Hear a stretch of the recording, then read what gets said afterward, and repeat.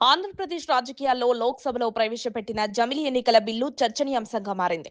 6 నెలల క్రితమే కూటమి చేతిలో దారుణ పరాభవాన్ని మూటకట్టుకున్న వైసీపీ ఇప్పుడు 2027లో వస్తాయని ప్రచారంలో ఉన్న జమిలి ఎన్నికలపై ఆశలు పెట్టుకుంది. ఎన్నికలు ముందుగా వస్తాయంటే నాయకుల వలసలు ఆగుతాయేమో అనే ఏకైక ఆశతో వైఎస్ జగన్ ఆధ్వర్యంలోని నాయకత్వం భావిస్తోంది. జమిలి ఎన్నికలు అసలు జరుగుతాయా లేదా, ఎప్పుడు జరుగుతాయనేది వైసీపీకి ముఖ్యం కాదు.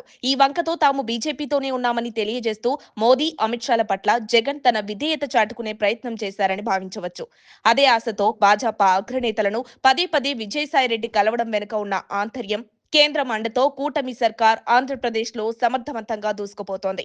ఇక వైఎస్ జగన్ నాయకత్వంపై నాయకులకు నమ్మకం రోజురోజుకు సన్నగిల్లుతోంది. వరుసగా ముఖ్య నేతలు ఆళ్ల నాని, సామినేని ఉదయభాను, బాలినేని శ్రీనివాసరెడ్డి, వాసిరెడ్డి పద్మ వంటి నేతలు వైసీపీని వీడిన సంగతి తెలిసిందే. ఇటీవలే మాజీ మంత్రి అవంతి శ్రీనివాస్, మాజీ ఎమ్మెల్యే గ్రంథి శ్రీనివాస్ వైసీపీకి రాజీనామా చేశారు.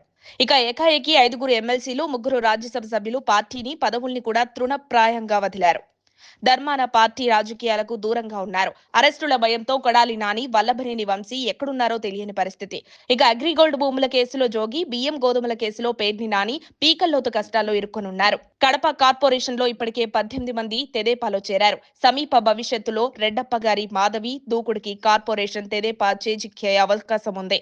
వైఎస్ జగన్ సొంత ఇలాకా పులివెందులలో మొత్తం సాగునీటి సంఘాలన్నీ ఏకగ్రీవం చేసుకున్న తెలుగుదేశం పులివెందులలో బీటెక్ రవి దూకుడుకి అల్లల్లాడుతున్న వైఎస్ జగన్ కోటరి. నేడో రేపో మాజీ ఉప ముఖ్యమంత్రి ఆళ్ల నాని తెదేపాలో చేరిక. ఇలా చెప్పుకుంటూ పోతే వైసీపీ ప్రస్తుత దయనీయ పరిస్థితికి అధినేత జగన్ కారణమని నాయకులే కాకుండా ముఖ్య కార్యకర్తలు కూడా భావిస్తున్నారు.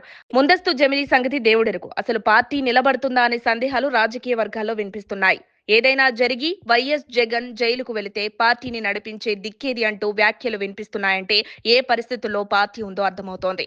రాబోయే 12 నెలల్లో 2025లో వైసీపీ దుకాణం బంద్ అవడం ఖాయమని రాజకీయ విశ్లేషకుల అంచనా. మరిన్ని అప్డేట్స్ కోసం మా కాయ్ టీవీని సబ్స్క్రైబ్ చేసుకోండి. మా వీడియో కనుక మీకు నచ్చినట్లయితే లైక్ చేయండి, షేర్ చేయండి.